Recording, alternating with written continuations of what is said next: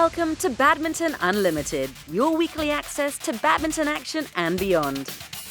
This week, we catch up with Japanese women's singles ace Nozomi Okuhara as she tells us about her season so far. And we find out more about a badminton enthusiast in Malaysia who is doing his bid in nurturing the country's future talents.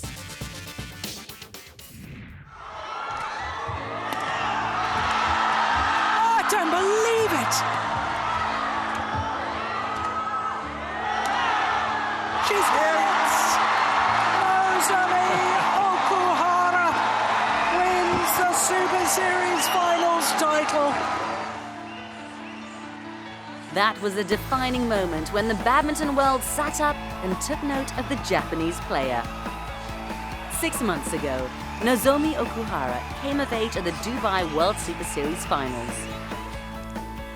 In the season-ending tournament, she outplayed higher-ranked shuttlers, including double world champion Carolina Marin, who she beat twice on her way to the final to claim the women's singles title in the desert city. If there were any skeptics following her sensational victory in Dubai last year, Nozomi silenced her doubters when she kicked off the 2016 MetLife BWF World Superseries campaign by capturing one of badminton's most prestigious titles.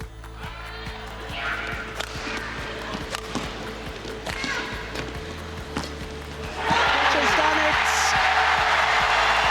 Nozomi Okuhara has become the Yonex All-England champion.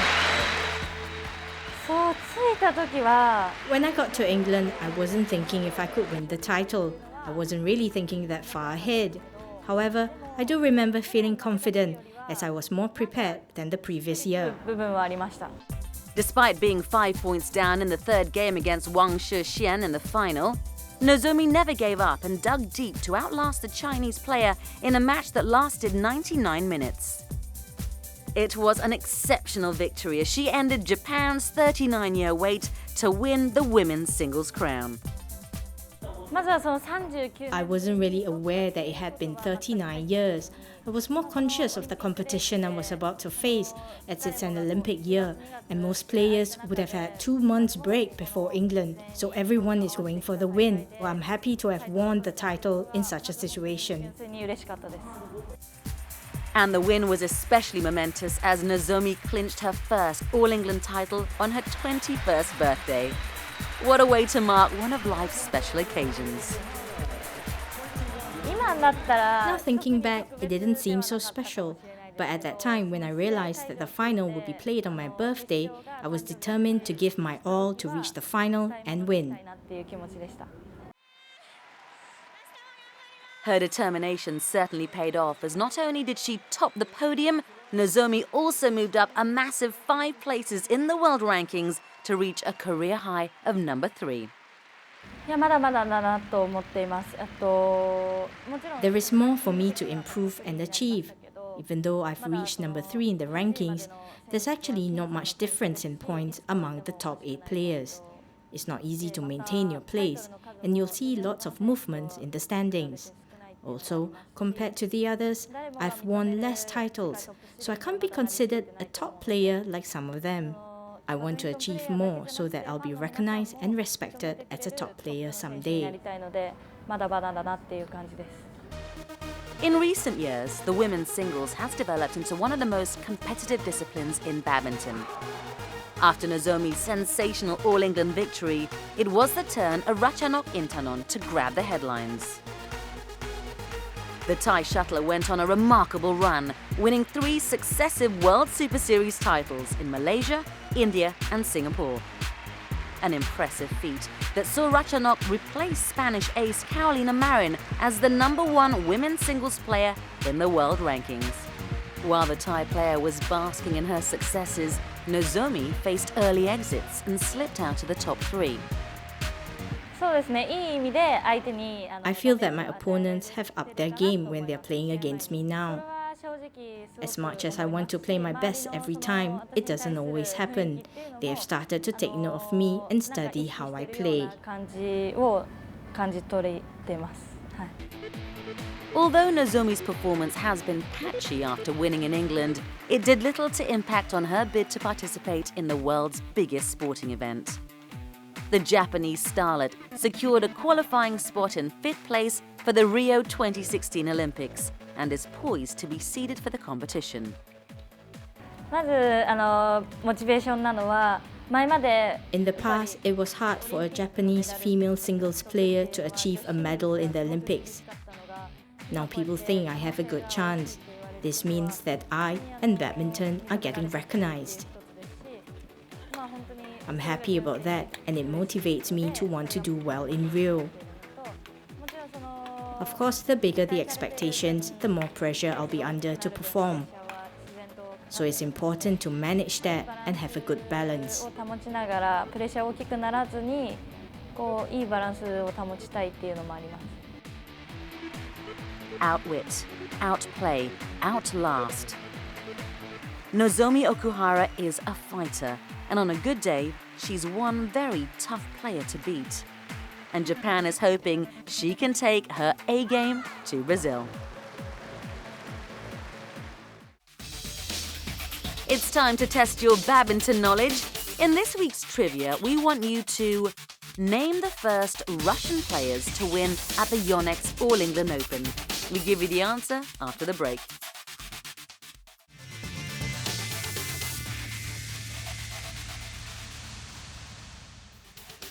When we return, we give an insight on what took place at the BWF Members Forum when members from badminton associations from across the globe met in China.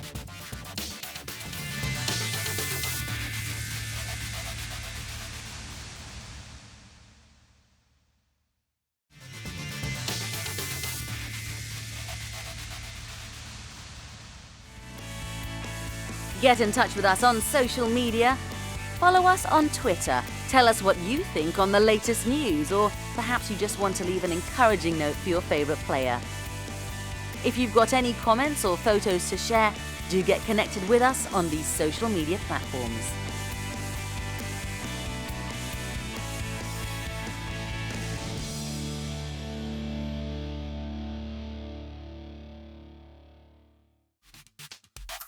Before the break, we asked you to name the first Russian players to win at the Yonex All England Open.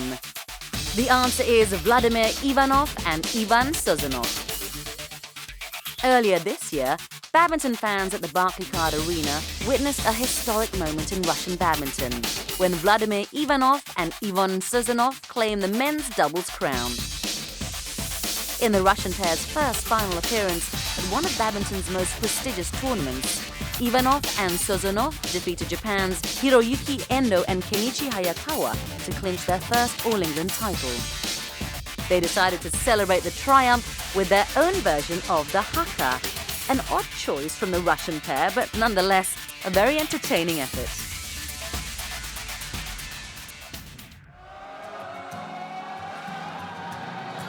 While Denmark and China celebrated their respective Thomas and Uber Cup 2016 triumphs recently, there was a fair bit of action off the court as well. On the sidelines of the tournament, the 6th edition of the BWF Members Forum was held. The event provided the perfect platform for delegates from over 100 countries to engage with each other on topics ranging from strategy to the game's governance and from partnerships to inclusive sport. Well, the key purpose is that we are sharing information and giving also feedback. I think it's very important that we have this opportunity to meet up together and to give what we have experienced over the year. In more experienced countries, that they have a chance to get together with less experienced countries in terms of badminton and share things and information together. And actually there is, I think, a very positive communication between the member associations, and this is where we actually can make that happen. So I think the forum actually is very important. With more regional and international tournaments being held all year round, it's no surprise that badminton's global appeal is only becoming stronger. And for the sport's governing body, expansion and development are two big focus areas. We are very happy to see that badminton is growing in new areas, in new regions, in new markets, and particularly I would like to highlight how Pan America is really growing up, and also Africa is doing a great job. So we are really very happy to see how badminton is really competing in a very good level with the rest of the sport. Speaking of Africa, in April this year, thanks to their collaboration with the United Nations, the BWF received $87,000 to run the Badminton for All project in up to 9 countries in the African region. With the aim of using the sport to bring about social change, the program not only focuses on training coaches to deliver sessions, but supplying equipment to schools as well. Badminton hasn't been easy for us. It's quite expensive, an expensive game. And getting the support, especially the financial and equipment, helps because children play. And this is an opportunity for everybody to get it. The schools that we have already talked to want this and are waiting with a bated breath that it actually goes on. So it is really great that we are going to get this much support from everybody. Government support has also been key to the growth of badminton across member nations.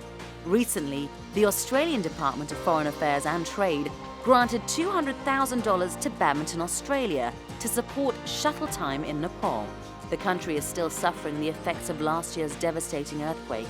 But in the midst of all the adversity, the BWF Schools Badminton program does offer a ray of hope.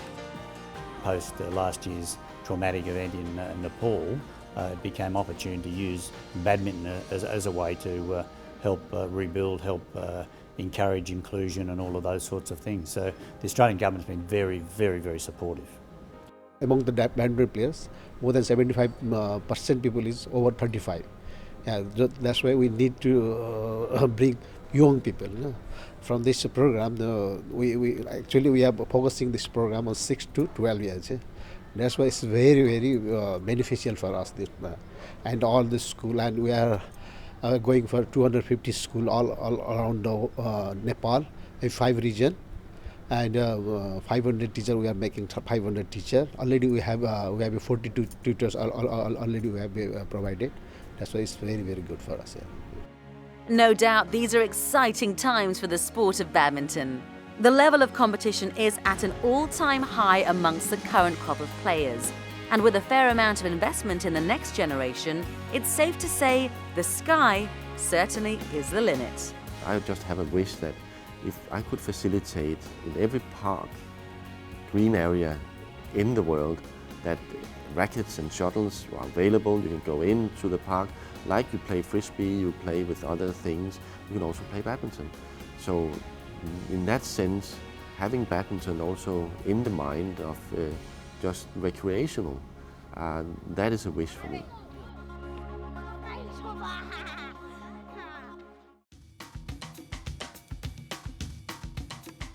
The 2012 London Olympics, that was my first appearance in a big event like that. So if I'm able to qualify for the next Olympics in Brazil, which is in August this year, it would be, I would say, it's my second time. So I would definitely have more experience going in. I would definitely have more expectations of myself, making it further in the rounds. In the previous Olympics, I went into the top 16 of the draw. So probably I'll aim one step higher. Preparation has been very good so far. My association has arranged a few training camps for those that are qualifying for the Olympics. So what they're doing is they're sending us to Japan, sending us overseas for centralized training. And that's where we can learn from other players as well. Especially because now Japan is like one of the world best. So learning from them would be one of the key steps into making it through the many rounds in the Olympics. For myself, what I have to do is I have to be consistent in all my training sessions, try to cut down my mistakes, have higher expectations of myself in every shot that I make. And also in competitions, try to learn as much as I can against strong opponents, against weak opponents, learn how to handle situations on tournament and on court. Rio, I have never been there. What I would like to experience is the culture there. I've been to the London Olympics and I know what the feeling is like staying with many other athletes from other sports. And it's a very, very, very good feeling. And I bet that every Olympian out there has had this feeling before.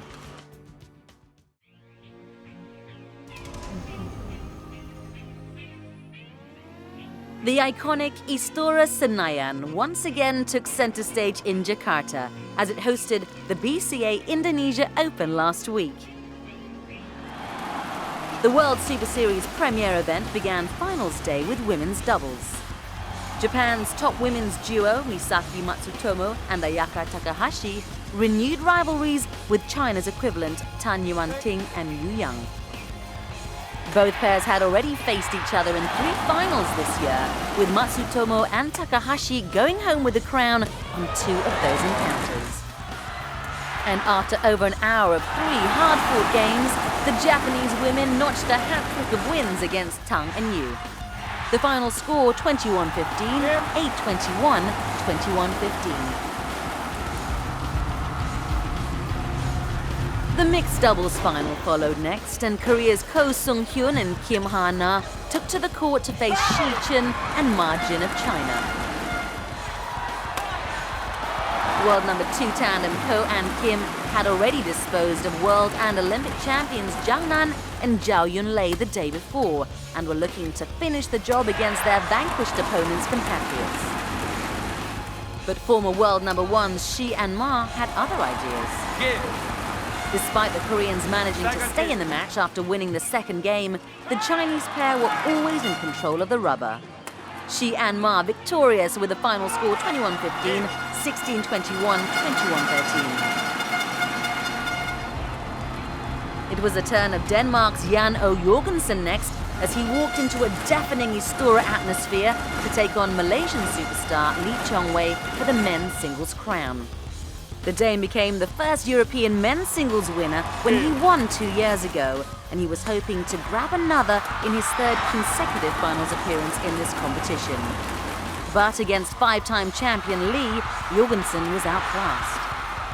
The Southeast Asian legend endured a slow start before calmly navigating his way to his 6th Indonesian Open title.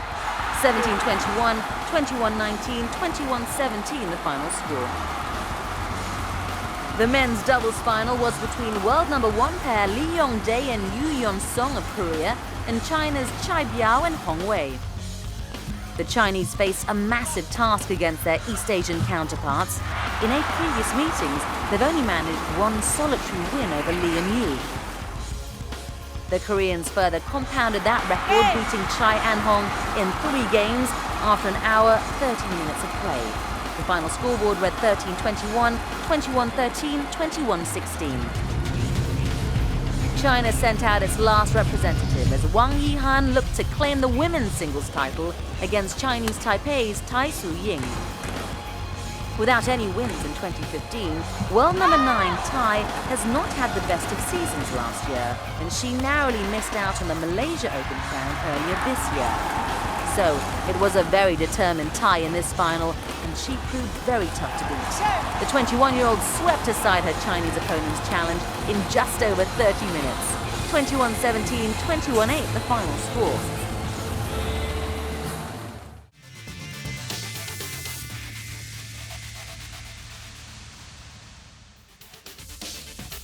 After the break, we learn more about Wilson Chu, a badminton enthusiast hoping to find the next Malaysian badminton star by organising tournaments in the community.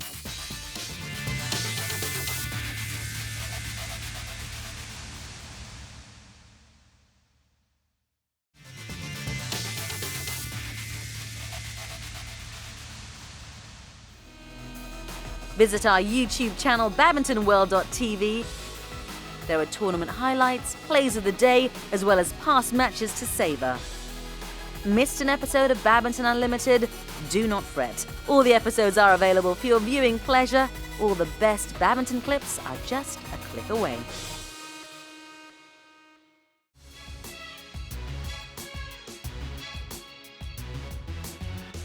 I think I moved to Hyderabad around 2008-2009. That was a period when I was playing really well in the sub-juniors and the junior events. And I got selected into the national camp which was happening in Hyderabad. So I had to come to Hyderabad to attend the camps. And then after a couple of years training over here with the national camp, then I shifted completely to Gopichand's Academy because I felt back home at Kerala there was not much facilities, and that's why I thought I should really shift to Hyderabad because Gopi sir was really interested in me, and even he said me to join the academy so that I can fully concentrate on my game. When I came over here, I think I was around 17, 18. It was really tough because I was born and brought up at Kerala, and I was at home. I used to study there, I used to play there, and I was with my parents and my sister. So, and all of a sudden, if someone says you to shift your full luggage and come to some other place and train over here for your entire lifetime, it's pretty tough. So even I felt it, initially it was tough to come over here and train here for 2-3 months. And after that I realized that if you want to be on the top of the game, you need to sacrifice a lot. It was really difficult for me to stay away from my parents, but I feel for my parents it was much more difficult because obviously for all the parents it's their wish that their children stay with them, and my dad used to be traveling all the time with me, and all of a sudden he had to stop it because I knew I was playing so many tournaments in a year and he could not travel with me a lot of time, and apart from that even I'm not there at home, so it made it more difficult for him basically, and I think that's a tough part. I think all the sports persons, you can't be really staying at home and training, and you can't be at the top level of the game. You can't be a world champion or an All England champion or an Olympic champion by sitting at home. So I think that they realized, and they helped me and they supported me a lot, and they still support me a lot. I think that's why I'm still over here. Where would sport be without an enthusiastic band of volunteers who give up their free time so that kids can learn and play? The answer is, it would be in a much poorer state. Men like Wilson Chu are the lifeblood of grassroots sport. 2 years ago, after becoming exasperated by the lack of badminton competitions for youngsters in Malaysia and the paucity of players coming through the system and elevating themselves to international standard, Wilson took matters into his own hands. In his spare time, he set up Wilson Vision Network, a company that tracks performance and organizes formal tournaments, with a view to unearthing local talents capable of following in the footsteps of the great Lee Chong Wei. Players who can compete on the international stage and help Malaysia win team tournaments, not just reach semi-finals, as was the case in the 2016 Thomas Cup, when their lack of strength and depth ultimately cost them dearly. The reason why I follow the badminton scene, firstly, is because to find out why is there a not capable second and third men's singles ranked player in Malaysia. So I make the decision to follow the grassroots level, the juniors.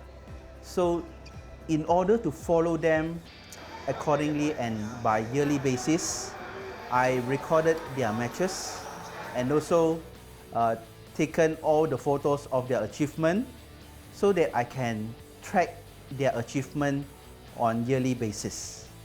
We have started following the national scene of our players since December 2010. And when I look into tournament software for their results, each year the number achievement has been reducing drastically, and it has gone worse this year. Wilson is doing everything within his power to turn that sorry situation around and help nurture the champions of the future. He first began organizing competitions in 2014, but is now keen to source more sponsorship in order to elevate the quality of his tournaments and pay for top-class officials. To reach out to potential participants and sponsors, he is effectively using social media platforms such as Facebook, as well as uploading tournament action onto YouTube to actively engage players. He is also luring players with the promise of a minimum of 2 matches at each of his competitions.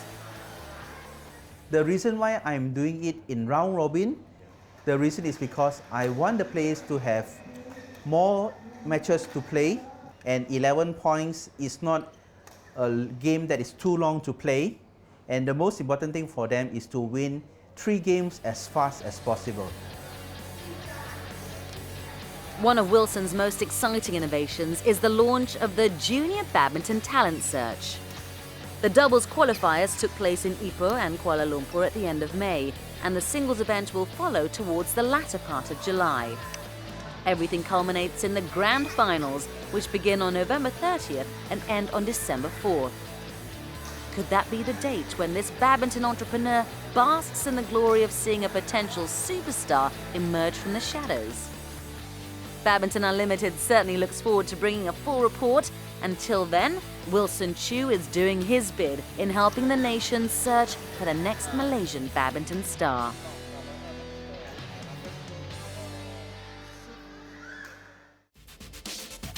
Before we go, let's see how the international circuit looks as we check out the Badminton Unlimited calendar.